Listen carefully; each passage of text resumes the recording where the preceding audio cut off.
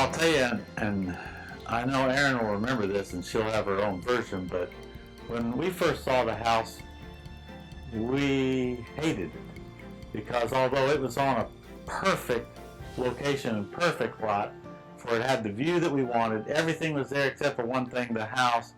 It was all not anything that fit us whatsoever. So what can we do to make this something that we would enjoy living in?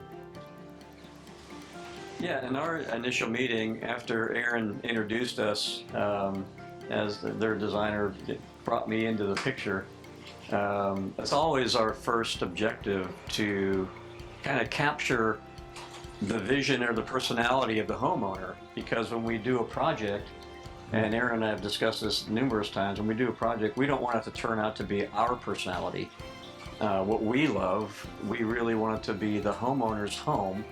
And sometimes that's tricky because most homeowners, when you ask them what their vision is for the property or for their home, they basically say, we have no idea.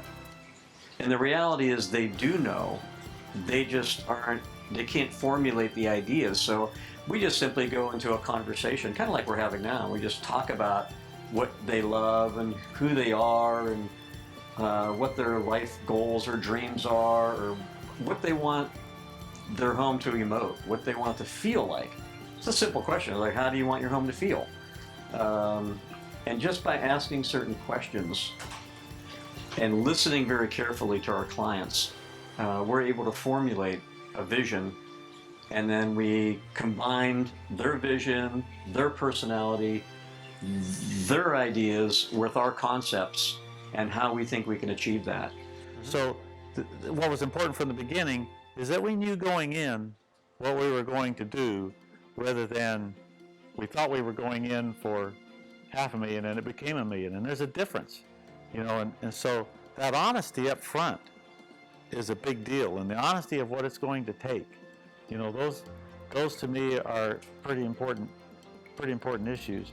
And the other thing that was important to me that you guys did for us, that is a big deal as far as I'm concerned, is that when a remodel, you have to accept what's here, and then if we do want something, we need something, you know, I don't like to be told it can't be done. I mean, I've told these builders before in the past, these commercial people, you know, I'll say, well, you know, I'd really like to have a door, you know, in this wall. They say, oh no, you can't put a door in that wall. No, that's a weight-bearing wall, and you can't. And I've said this, Ronnie, I've said this 1,000 times to builders. I said, look, if we can put a man on the moon where there's no gravity and there's no air, we can put a door in that wall. Now, the thing is, you can tell me it's expensive. You can tell me it's hard. But don't tell me we can't open up that wall. There's a way. Don't tell me you can't. That's right. And you guys never do that. Your whole goal is to make it the way we want it, and that's the person that so I wasn't worried about the contract, because I knew that you were going to do what we wanted, and that you were going to give me a fair price, whatever it was, and that you weren't going to gouge me. If I thought you were going to gouge me, you see, contracts, I'm telling you, contracts don't really make a whole lot of difference, because if you're not honest, you can beat it.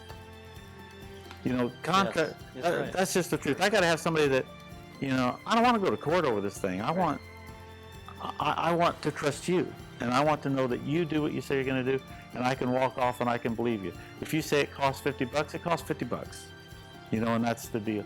These are critical issues for me, and there's not very many, no matter what anybody says, there's not very many that do business like that.